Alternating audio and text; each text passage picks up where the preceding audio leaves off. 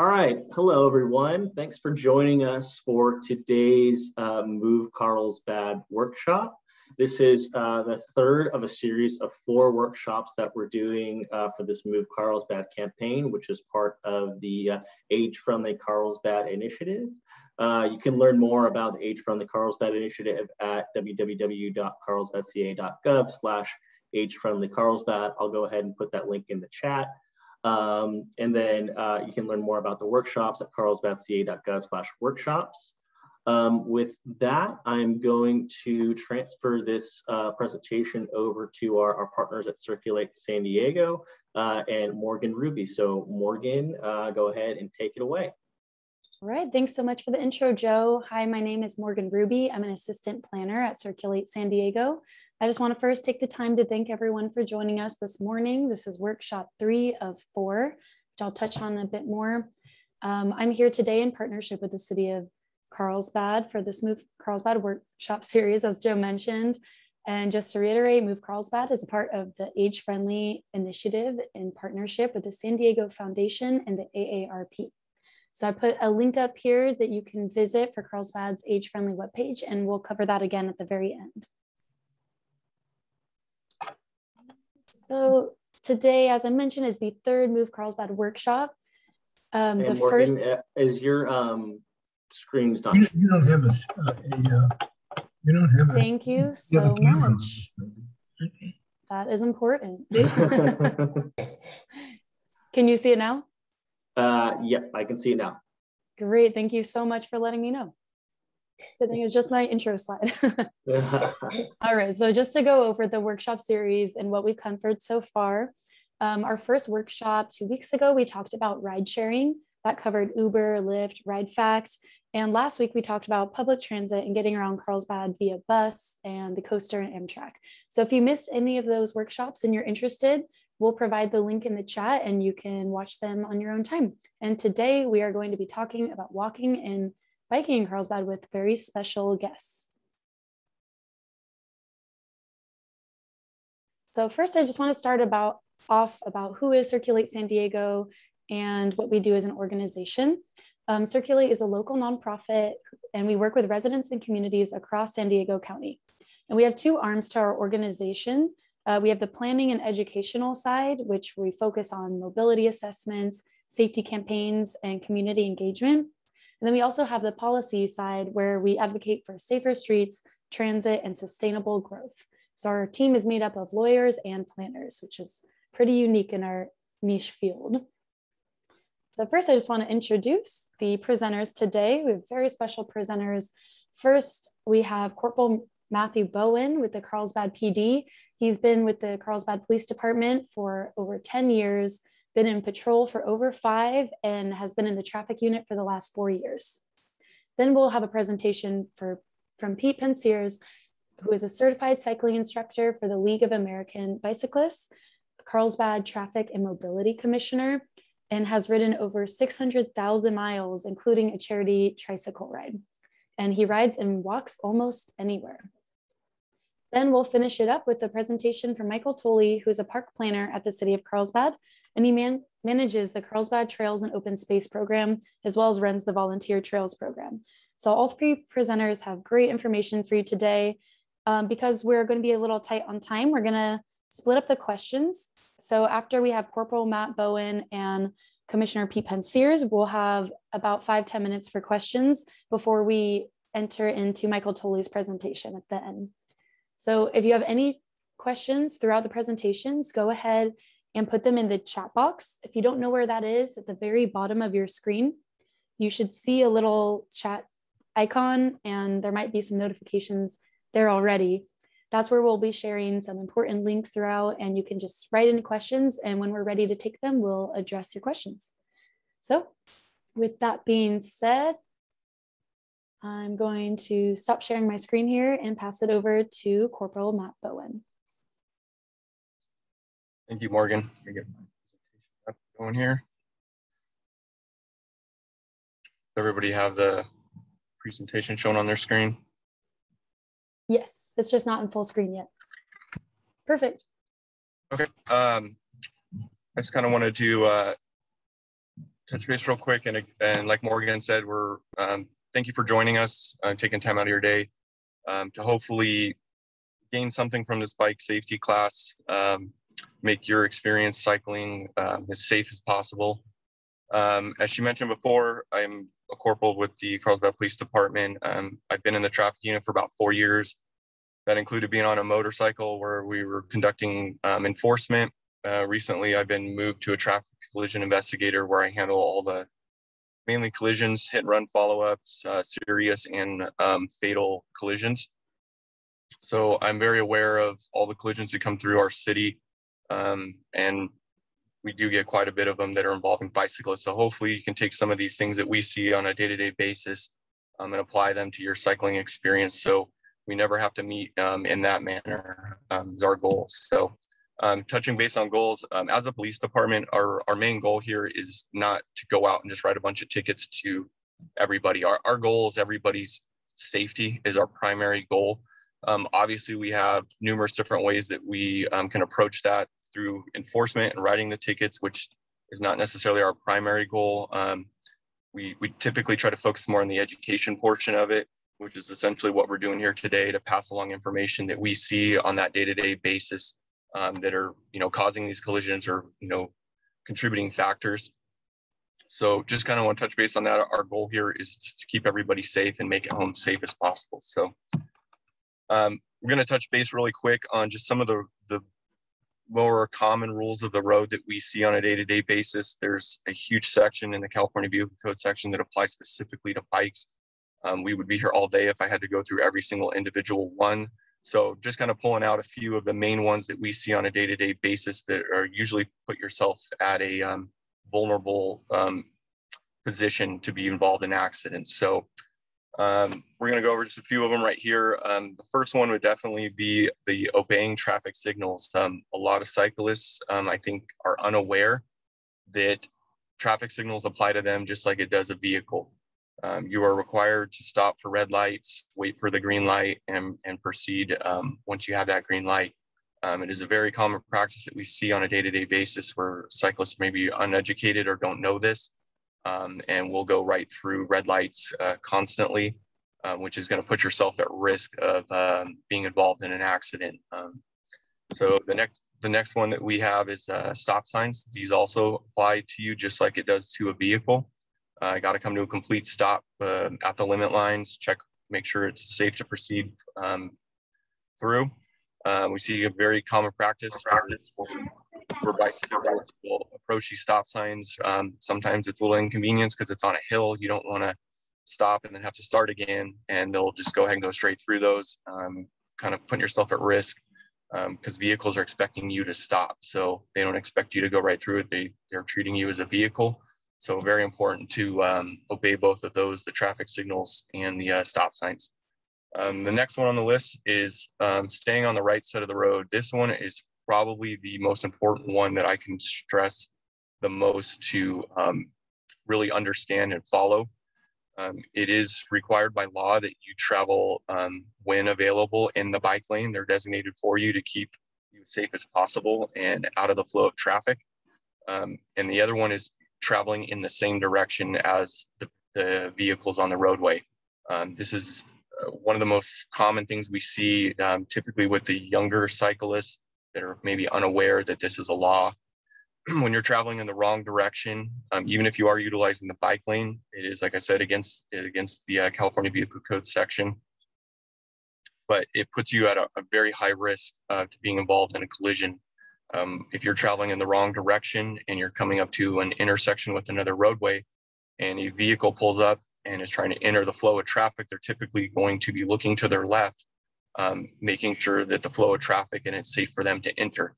It's going to be very rare that the vehicles are going to look back to their right to see where you would be coming from if you were traveling in that wrong direction.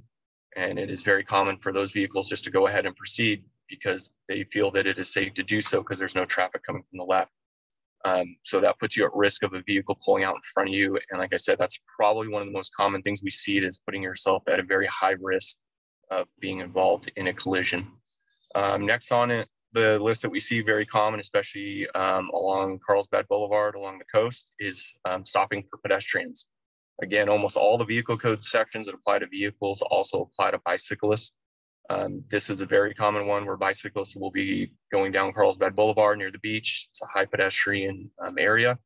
You have a lot of pedestrians that are trying to cross the road. There are maybe no vehicles stopped or waiting for them. And so a lot of times we have bicyclists that don't yield to the pedestrians. We've had a lot of close calls. We've had some traffic collisions involving that where a bicyclist doesn't stop, somebody steps out, and even a grown adult traveling on a bicycle at 15 to 20 miles per hour hitting a pedestrian is going to cause some injuries. So we also see this kind of going back to the obeying the traffic signals.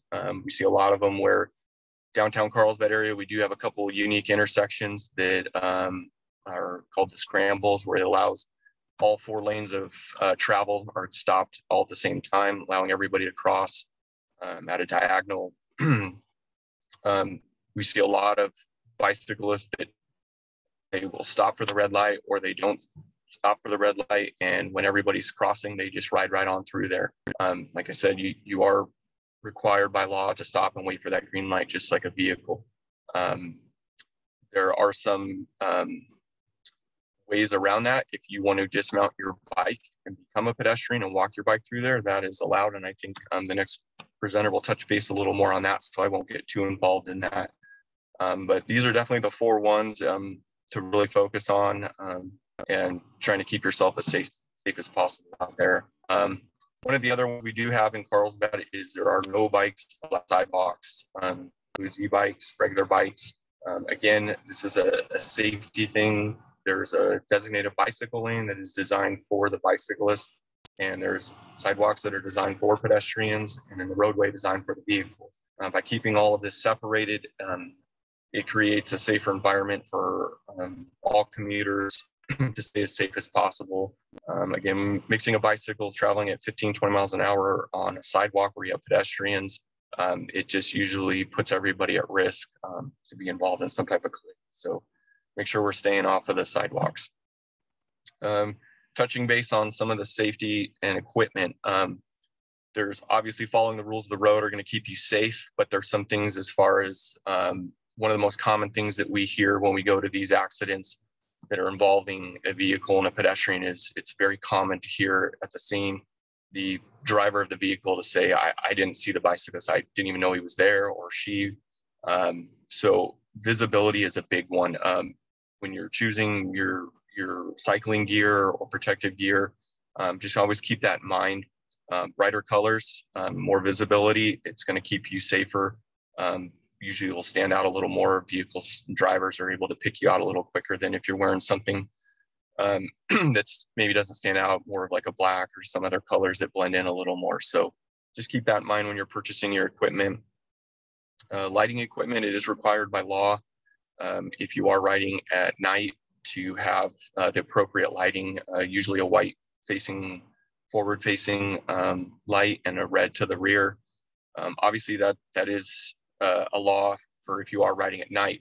However, being a motor officer riding motorcycle, this is a very common practice that they teach us to ride with our headlights and high beams on even during the day, mainly because it draws more attention to you and it ups your visibility. The same is going to apply to bicycling. If you have lighting equipment, if you're running a flashing light or something on the front and the rear, even during the daytime, anything that's going to stand out and draw people's attention is just going to help keep you safer. Still touching base on some of the safety equipment, helmet is probably the most important piece of equipment. Obviously, if you are under the age of 18, it is required by law. If you are 18 years old or older, it is not required by law, but I cannot stress enough how important it is to have a proper fitted helmet. The majority of our serious injuries involving cyclists are usually injuries to the head. Most scrapes, cuts, even if it's something as like a broken arm or something, typically is not going to be life-threatening and you will heal from it. Head injuries are not the same.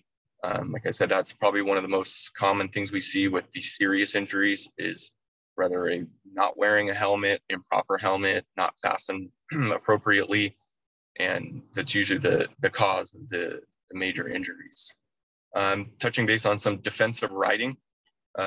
Again, this is coming from some of my experience too, riding a motorcycle, is you can only control what you can control. And one of the things is your riding and how you ride the bike. So always being on the defensive is going to be the most important thing, because you don't have the same protection that a vehicle has. So always just keep in mind when you're riding, if you're coming up to intersections where there's heavy traffic, always be trying to scan the area, look for any vehicles, kind of assume that every vehicle you see that you're approaching is going to do exactly what you don't want it to do, and always kind of be prepared for that.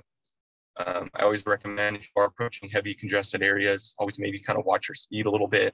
Faster you're going, the slower perception and reaction time you're going to have to avoid or maneuver around a hazard that may present itself quickly. So kind of keep that in mind when you're riding. And then another one is just proper bicycle maintenance. As you're going to see probably in these later slides, that bicycle collisions aren't always necessarily with another vehicle. A high number of them are solo bicyclists that are crashing on their own. So that could be just something from inexperienced riders not familiar with their equipment, or it could be improper maintenance on their bicycle, or it's not maintained properly. So kind of always, if you are new to cycling, maybe get in touch with some of your local shops where you can take your bike to routinely have it maintained. Usually the mechanics there are pretty helpful, can kind of show you some basic things that you can check on a day-to-day basis to make sure it's in good, proper working order. Because we do hear that quite often at some of these collisions too, where they said their brakes weren't working or tire pressure wasn't appropriate. So always just kind of focus on that bicycle maintenance as well before every single ride, just giving yourself the best chance to stay as safe as possible. So, and we're going to skip questions for now. I think we're going to jump to our next presenter, and then we will circle back on questions. So, Morgan. Yeah, thanks so much, Matt. You did a great job. As a cyclist, I can say I learned some things myself. And thanks for Pete for reiterating Matt's points in the chat. That's very helpful. And whenever you're ready, Pete, go ahead and share your screen. And thanks for everyone putting questions in the chat. Keep them coming, and we'll take them after Pete's presentation here.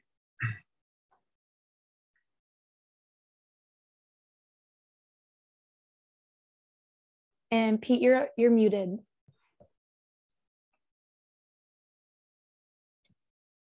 Okay, you see the screen? Yes. Okay, so now all I have to do is get that thing out of the way so I can start this from the beginning. Okay, great presentation, Matt, and that's going to make mine go faster. And I love the way you tied in your motorcycle riding with how you have to be defensive. So Move Carlsbad presents Biking 101, which is also known as smart cycling.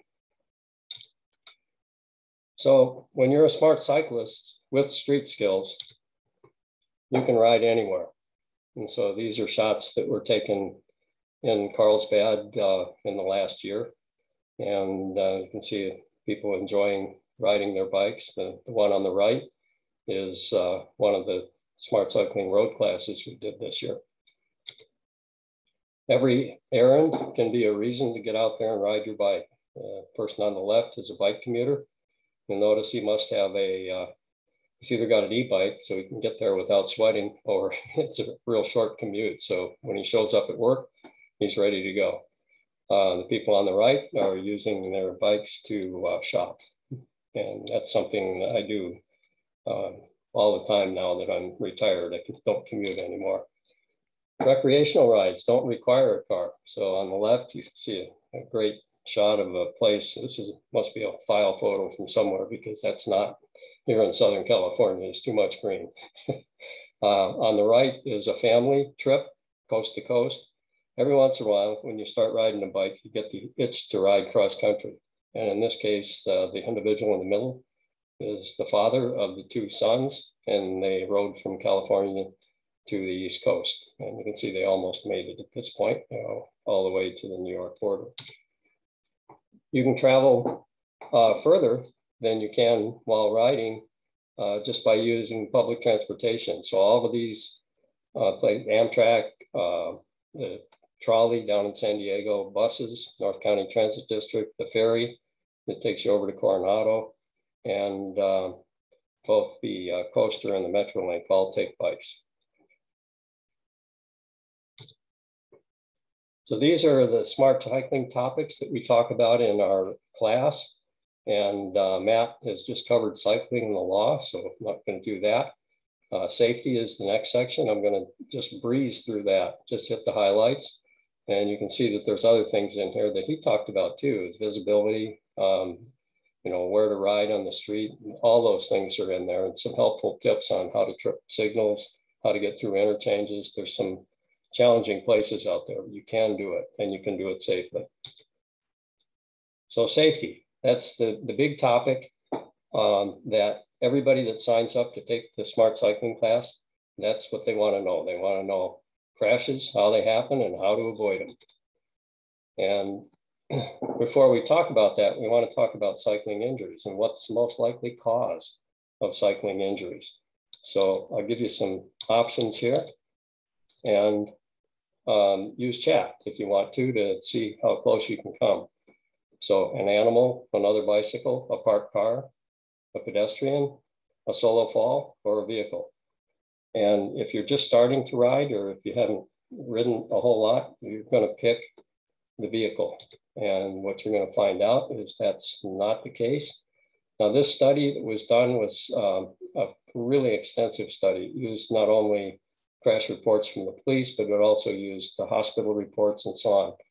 So solo fall is the biggest item here. And you can see that it's way more than the vehicle. Today, I would say that in Carlsbad, the solo fall is the most common. We know that. The vehicle is next. Another bicycle is not nearly as big here in the city, at least by the police reports. You know, a lot of these aren't reported. In fact, solo falls and another bicycle are very seldom reported, because if the bicyclist is not injured badly enough that they can get up and ride away, they're usually so embarrassed they get up and get away before the police get there to write the report. An animal, a parked car. It's amazing how many cyclists lose control and run into a legally parked car. That happens in Carlsbad and pretty much everywhere else we've done this work. So what we cover in the class then is we say, okay, we'll worry about the solo falls and all these other things later. We'll focus on the vehicle, because that's the one everybody's concerned about. And so who's at fault for just the car bike crashes? It's obvious that the solo crashes and all those are 100% the cyclist's fault. And what are the most likely causes of these crashes? Well, looking at the Carlsbad data, what we've determined is that the cyclists are at fault for all these blue things, and the motorists are at fault for all these ones in the red. So what are they? Well, a cyclist swerve, moving out to the left usually, without making sure that it's safe to do so. Riding the wrong way is a big one in Carlsbad. Running stop signs or red lights is another one. A ride out, coming out from a side street without yielding, and making a left turn from the right side of the road. You can't do that in your car, and you can't do it on your bike. So follow the rules of the road. For the motorist's fault, the elephant in the room here in Carlsbad is the right hook, where the driver passes the cyclist, starts slowing down, and then makes a right-hand turn right in front of the cyclist where he can't avoid it. A left cross, where a driver makes a left turn and doesn't see the cyclist and collides with him in the intersection. A drive out, they pull out from the side of the road illegally without yielding. Overtaking is a pretty big one in Carlsbad. These are the ones that we fear the most, and there are even strategies to reduce the probability of those. Motorists, they run stop signs and red lights too. Dooring, that's a special case. Doesn't happen much here in Carlsbad. And it's possible that it's underreported. So bottom line here is that, at least in Carlsbad, for the last 6 years, 6 or 7 years that I looked at this data, about 2/3 of the time, the motorist is at fault. And 90% of these involve some kind of turning or failing to yield to traffic. So what we tell people is, just follow all the rules of the road and you avoid all the ones that are your fault, the cyclist's fault. And then you can anticipate, avoid, or deter the most of those motorist-caused crashes. Matt did a great job of talking about anticipating. If you're on a motorcycle or a bicycle, and you're coming up to an intersection or any place you see a vehicle that might do something wrong, assume that that's what they're going to do and have a plan to avoid that. So what we talk about in the smart cycling class is a vehicular cycling approach. In other words, ride like you drive, follow all the rules, and improve your odds with visibility. Matt touched on that as well. In this case, we have a cyclist that is properly positioned, which is another thing. She's following the rules of the road. As far as visibility, what do you see here that might not be quite, what else could our cyclist do here? You could add that in chat if you like. But one of the things I noticed with this is that the color of her shirt is the same as the asphalt. That's usually not a good thing to do. Yellow would be a lot better, any bright color. So anticipate and deter the motorist mistakes. And your position, it's where you are, is your strongest signal. So you don't want to try and hide. You don't want to be on the sidewalk. Don't want to do any things that put you in danger. There are actually 5 layers of traffic safety skills. Now this includes everything, not just the car bike things. So number 1 is bike control, because that is the thing that is the most likely way you're going to get hurt anyway. So if you lose control of your bike, you crash, you run into things. As Matt has stated, is make sure you maintain your bike, make sure the brakes work, make sure the tires have enough air in them. Those are all the things we cover in the smart cycling class. Follow the rules of the road, and that's next most important. Positioning where you are so you can be seen. The drivers, every time they hit a cyclist, they almost always say, I never saw him, or I didn't see him in time to avoid him. Hazard avoidance, and that's the one we just talked about, is how do you avoid getting hit, is anticipate the unexpected and have a plan. And finally, passive safety. And again, Matt did a great job of talking about helmets. There are things too. You might want to, this is all those things that you can do that don't involve you taking any action once you leave the house. So it's the other things that can keep you safer and at least minimize the way you get hurt are sunglasses, for example, that keep things from flying up into your eyes. You can wear gloves in case you do fall. You don't want to land on your hands. There are a number of other things, just clothing, bright colored reflective clothing, lights. Matt mentioned those, and we really stress that now because lighting is really inexpensive, and you can use that day and night.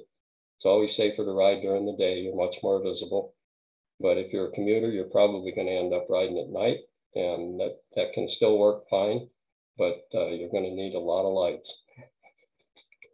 So that's it. If you want to learn more and you want to sign up, we have a classroom session next Tuesday night, and this is the website that'll take you directly to that class. So thank you for your attention, and I think we're going to go straight to questions now. Yes, thanks so much, Pete. You did a great job. It was very informative and concise. We have about 7 minutes for questions, and we definitely got some in the chat. So I'll go ahead and start from the top here. So we have a question about what type of education is being done at schools now that many students are commuting by e-bikes. I can go ahead and take that one. So this is almost a whole other topic in itself with the e-bike stuff, especially with younger crowds. We have, as the police department, we've been doing a lot trying to focus on, like I mentioned before, more of the education portion of it. We have done webinars about bike safety, very similar to this, but more geared towards e-bikes and kids. We've done that, posted it, kind of wearing through a lot of the stuff. Like I said, I think a lot of the issues with the e-bike stuff is they're younger kids that don't have any knowledge. They don't have driver's license, so they don't really understand the rules of the road. So we are doing a lot of stuff as far as the webinar. We're working with school resource officers on getting literature out to a lot of the schools to pass out to kind of educate some of the kids riding their bikes to school. We've also, as a police department, we've had special details where we focus specifically on e-bike enforcement and education, where we're going out as a whole traffic unit, conducting numerous stops on violations that we see and using it as more of an education opportunity, especially with the younger kids, just to kind of advise them that, you know, hey, what you just did was, you're not supposed to do that. It puts you at risk of getting hit. We've, in addition to that, started contacting parents during those stops to kind of inform them and help get them involved, just to keep them as safe as possible. So, and then obviously, depending on violations and what's going on, you know, try not to, but citations are another another tool that we are using. But like I said, focusing more on the education part. We want everyone to be able to enjoy the e-bikes, but we understand that it is becoming an issue, and we are using some different tactics to try and address it as best we can. Great, thank you. And I did hear from one school in Solana Beach recently that they were setting up kind of like a bike permit program, where if your student is planning on riding their bike to school, they have to kind of go through this workshop training course to get approved to be a school biker. And a lot of the students at that school specifically that I'm referring to in Solana Beach, most of the students are on e-bikes. So I know that's another method. And I believe, Pete, you might know the answer to this. I think that's through the San Diego Bike Coalition, where they're doing those student bicycle permits. All right. Yeah, I'd like to respond to Millie. She questions, her husband rides more than 100 miles a month, and he's really cautious, and she worries. And I think that's a really common thing. And I think the best thing that you can do to allay those fears is to sign up to take the class next Tuesday night. It's free, it's online, so you don't even have to leave your home. It may well be the last time that we do it on Zoom. And so, you know, then it's a lot bigger commitment for people to come actually to a live classroom. We prefer teaching live, but if we can get people into a Zoom session to allay their fears or to help them learn how they can be safer, anybody that comes to that class will come away with something, guaranteed. And it'll be worth the cost of admission. And so I did mention it's free, did I? So yeah, please sign up, take the class. The link to it is right down here in the bottom. Joseph Stewart just put it in there. If you link there, it'll go take you straight to the sign up page. Great, thanks for that, Pete. I think that's a great idea to go ahead and sign up for that class if you're interested in learning more about bike safety, or maybe you worry about a loved one and their bike route. So thanks for that, Pete. So another question, is it okay for children to ride their bikes on sidewalks? I can take that one, Morgan. So as I mentioned before, it is against the law, regardless of age, to do that. As I mentioned, I totally understand as a parent myself that you have a young kid and you assume that just being on the sidewalk is going to be safer. As I mentioned before, there's reasoning to why we have sidewalks for pedestrians, bike lanes for bicyclists, and then we have the vehicle lanes for the vehicles to keep everybody separate and as safe as possible. I would recommend taking some of the information that we provided here to focus more on teaching them safe riding in utilizing those bike lanes and how to do it as safe as possible.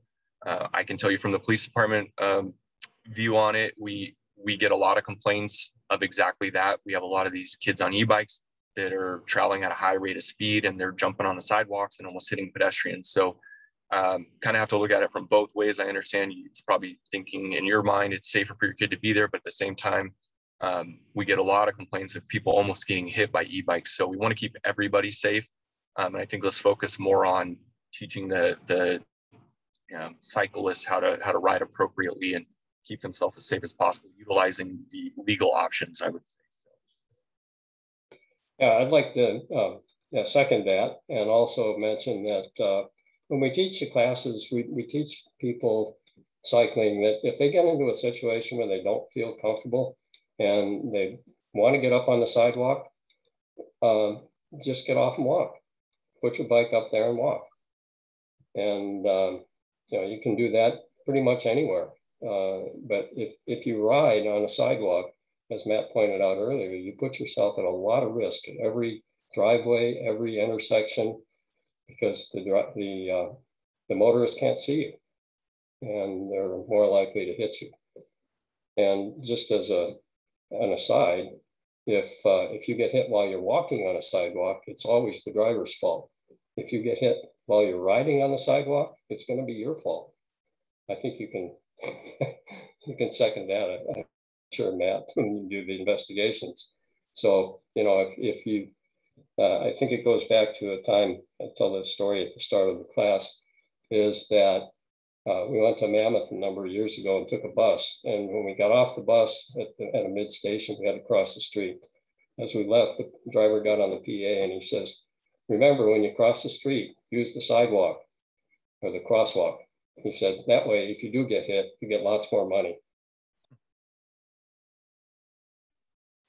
All right, thanks so much for that. Well, that was just 8 minutes, so that was perfect timing. I'd like to thank you both for your time today, very informative. If anyone else has any questions for them, you can email me. I'll share my contact at the end, and I can reach out to you both if you have the time and capacity for further questions. But I know you're both really busy and have to run. So thank you so much for your time today. I'd like to set you free, or you can stick around. We do have one more presentation from Michael Tolley. So I'd like to hand it over. Is everyone seeing my screen? Yes. Okay. Looks great. Okay. Good morning, everyone. Thank you, Pete. Thank you, Matt. Very informative. I'm Michael Tully, Parks Planner with the Parks and Recreation Department, and I'm here to talk about Walking and Hiking 101. Today's presentation, we're going to go over general safety walking tips, sort of segue in from what Matt and Pete were talking about. And then I'm also going to tell you a little bit about our trail wayfinding signs and the process that went into putting those signs up throughout the city. And then we're going to talk about a Go Hike Carlsbad Trails app, which I'm really excited to talk about. We just released that about a month ago, and really excited to hear some good reviews about that, and wanted to share that all with you today. And then we're also going to talk about our volunteer trails program and our trails safety tips and our trail event calendar for fall 2021.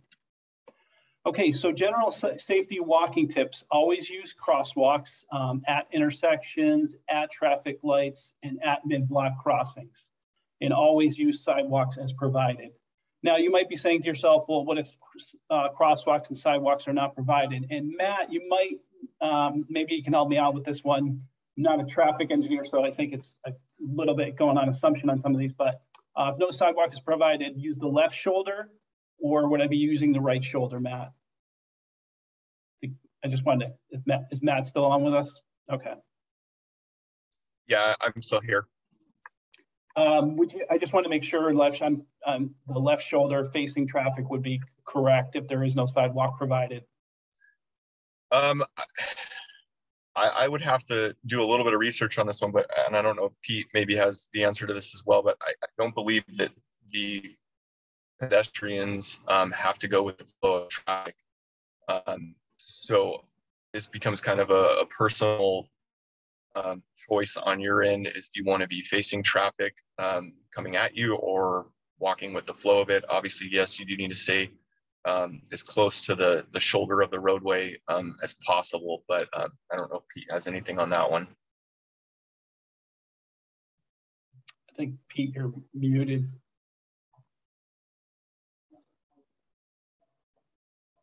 You're muted, Pete. All right. Yeah, as far as I understand, the law does say that if you're walking and there's no sidewalk, you should be facing traffic. The idea there when you're walking is that you're not going to be at risk when you get to an intersection or a driveway like you are on a bicycle. And you can always step off the shoulder of the road if necessary, if you can see the traffic coming. It's one of the things that cyclists feel is safer. They think, oh, gee, if I can see it, I can get out of the way. Well, it's not necessarily true, and of course, the reaction time is much less. But on a bike, but for a pedestrian, yeah, that's true. For bike lanes, if there's no sidewalk, yeah, I think the safest way to do that is face traffic again.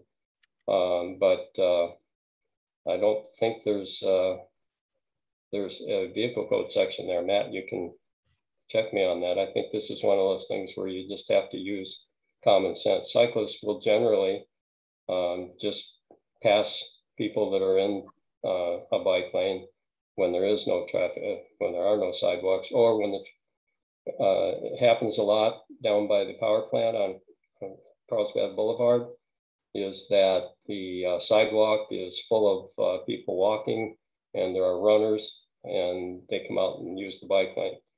And okay, there's a buffer there. Cyclists typically just go to the left and either use the travel lane or the buffer, and just move out of the way of the pedestrians. Okay, thanks. I appreciate that. And so I wanted to never assume, so even at a pedestrian counter, if there's a pedestrian counter or if there's pedestrian light flashing signal, always assume that to be aware, and that the vehicle may not stop even if the light is red. So always be attentive at all times, and never to have your phone on your phone. Okay, I want to go into our trail wayfinding signs analysis process. So we had community vision. We had many community meetings, which helped formulate our trails master plan, which is our guiding document for our trail system throughout the city of Carlsbad. And so we looked at this trails master plan and overlaid it with our current street networking map.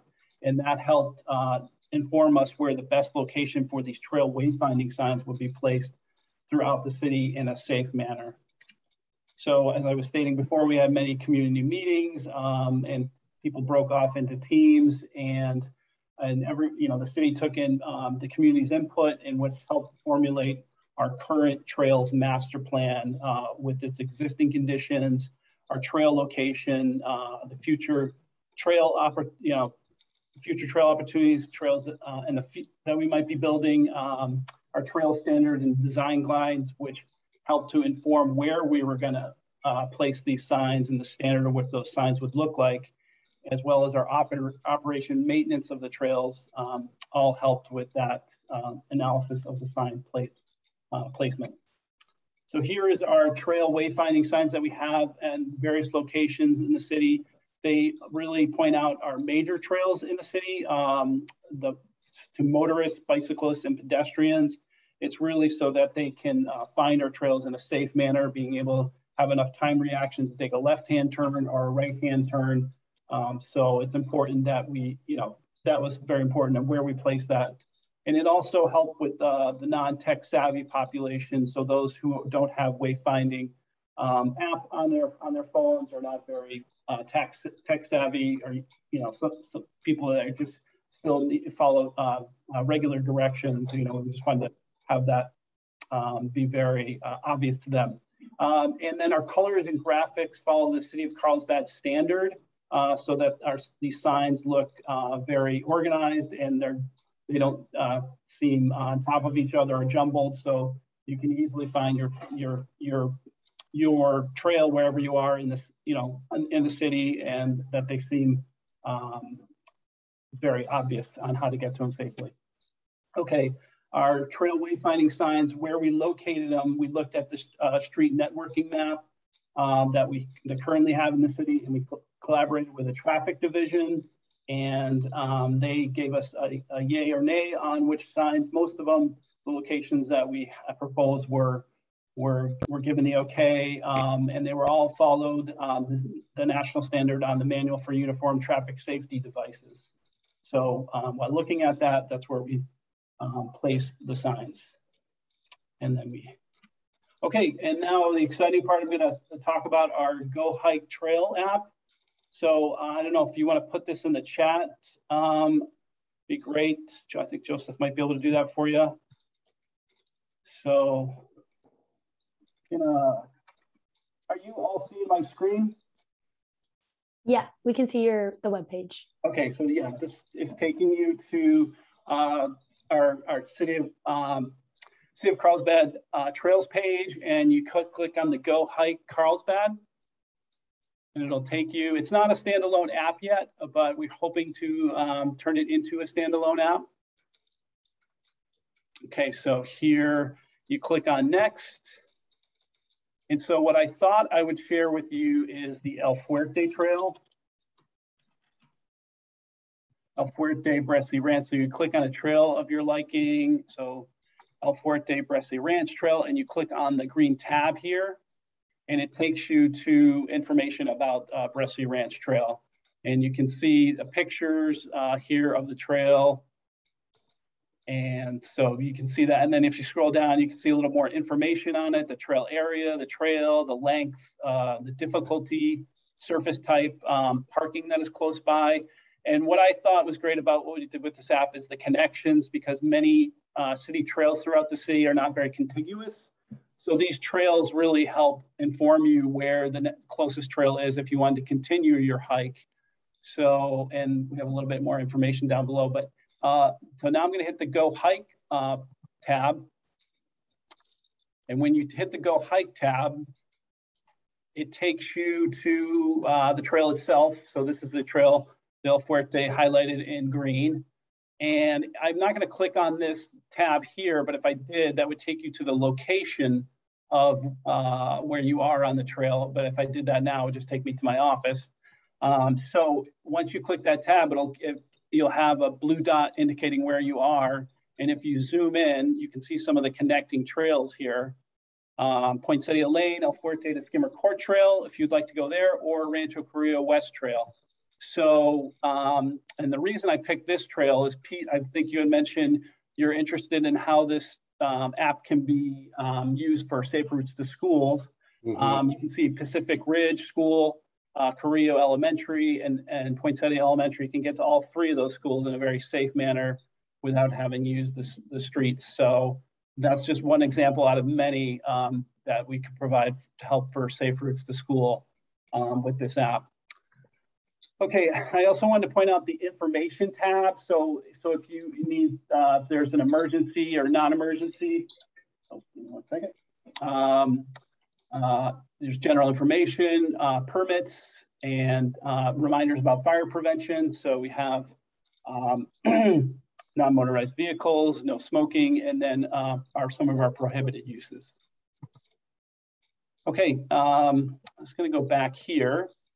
And then I also wanted to point out, if you want to hike just for a level of difficulty, you can put in, say if you want to do a difficult trail, get a little challenge, you can hit apply here, and all the trails that are difficult throughout the city will come up in alphabetical order.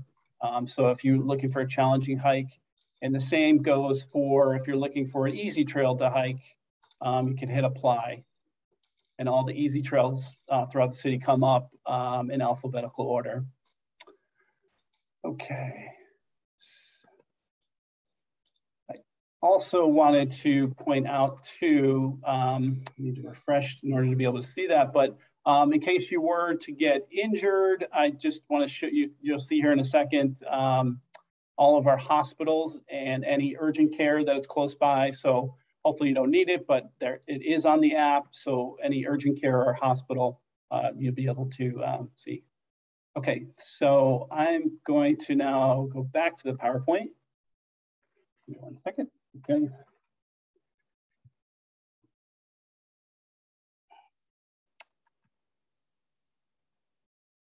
Okay. Okay. You're all seeing my PowerPoint, correct? Yep. I'm going to move through a couple of these slides. These were just backups in case the web app didn't work well. Okay, now I'm going to talk about our trail volunteer program. This is really an integral part of our trail system. These volunteers really make the trail system what it is today. And so if you're interested in becoming a trail volunteer, you would gain trail maintenance experience, you socialize with like-minded community members, and you provide community service to the city of Carlsbad. And most importantly, you get to have fun, and it is a lot of fun.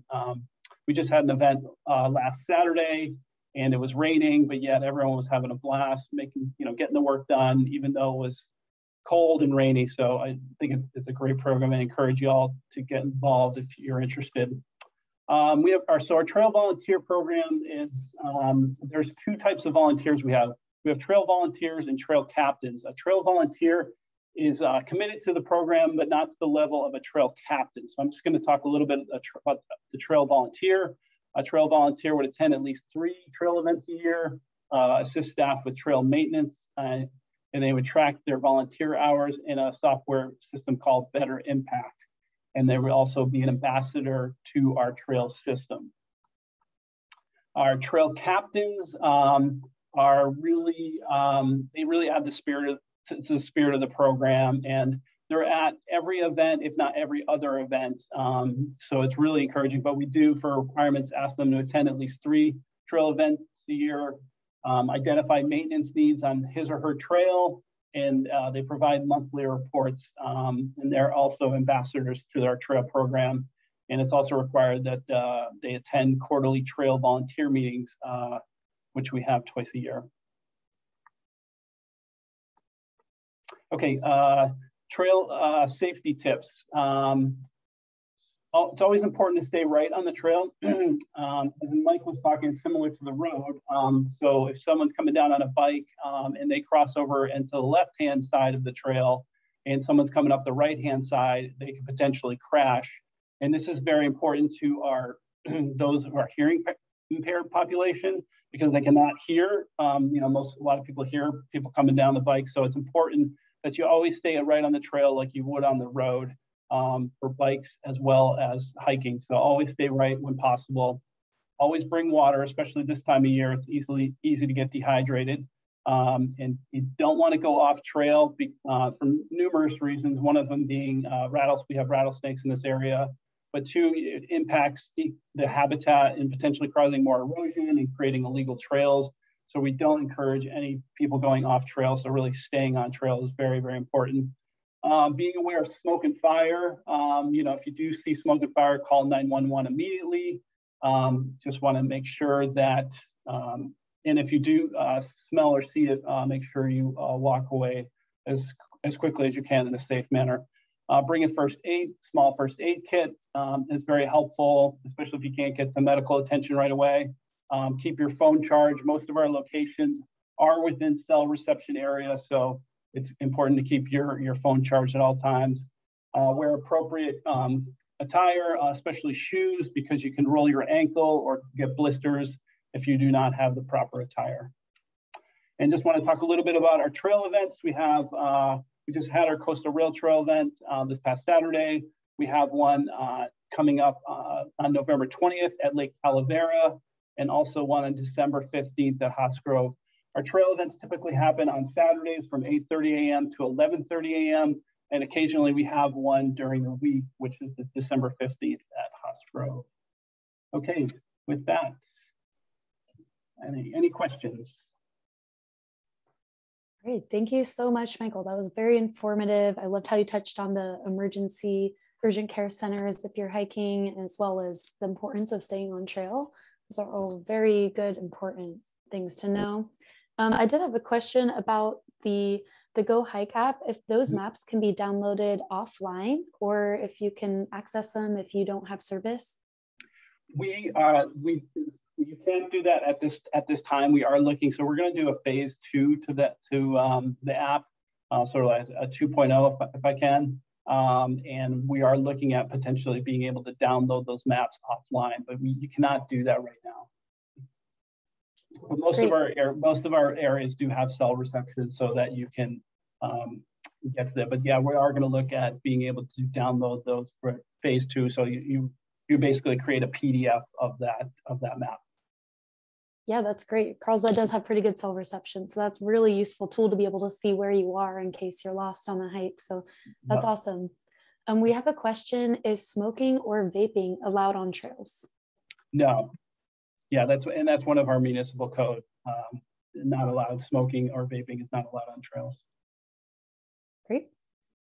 And do you have a favorite beginner level hike for someone who's never really gone hiking in Carlsbad or maybe ever, and maybe one that's specifically ADA friendly?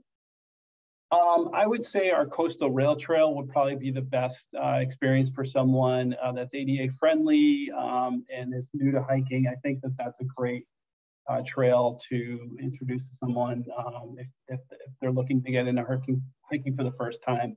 So I would say coastal rail trail would be a very friendly one for that.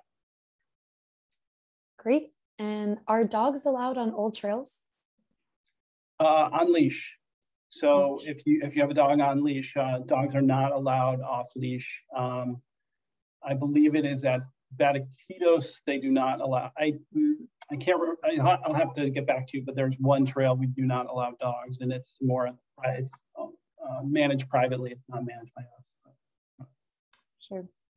Awesome. Well, I think those are all the questions I see for now. I did just want to share I have a list of resources here that a lot of you touched on today. So I just wanted to share those really quick. Morgan, really quick, I just wanted to make a quick comment about one of Michael's slides there. Yeah, sure. This was the importance of, if you are hiking, especially by yourself or even with somebody else, to having a cell phone with you. I can tell from an actual call that we responded to out in Calavera, where a very experienced hiker that goes out there all the time went out on one of the summer days when it was on the hotter side, was just trying to get a quick walk in. Like I said, he was pretty experienced. He happened to slip down a trail and severely broke his ankle, and he was out there by himself. There was pretty much nobody else out there at the time. And if he would not have had his cell phone, he probably would have been out there for a while before we would have gotten contacted or known about it. So having his cell phone on him probably saved him a great deal of agony and sitting out in the middle of Lake Calavera for a long time. So we ended up responding to, because he had his cell phone and he was able to somewhat direct us in the general area he was at. But ultimately we had to get in there with the fire department equipment to get him out of there. So it does happen. And that's just one thing I wanted to emphasize on, to make sure that you rather let somebody know where you're going. If you don't have a cell phone, let them know, hey, I'm going out hiking, should be back by this time. If I'm not, just so somebody knows where you are. So just wanted to real quick throw that real life scenario in there. Yeah, no, thank you for that. That sounds really scary, and I'm glad you guys were able to contact him, or he was able to contact you and you were able to find him. So definitely a good piece of advice there. So thank you for that. On the screen here, you'll see a list of resources that you heard all the presenters talk about today. If I missed any, feel free to go ahead and drop them in the chat, as Joe has been doing as well. Thank you for that, Joe. And with that said, if any questions pop up, I'll go ahead and mention them. But otherwise, I just wanted to thank you all for being here for workshop 3. Be sure to come back next week, next Tuesday at 10 a.m. for workshop number 4, where we'll be talking about what's next in regional transportation in San Diego with a SANDAG representative. So just a reminder, Move Carlsbad is part of the Age-Friendly Carlsbad initiative in partnership with San Diego Foundation and AARP. We're really happy to partner with the city of Carlsbad on this, and we hope to see you next week. So thank you to all three presenters. You all did an amazing job, and feel free to join us next week as well. Great, thank you. Thank you, everyone. All right. Thank you, Mark. Bye, everyone. Thank you, Mark.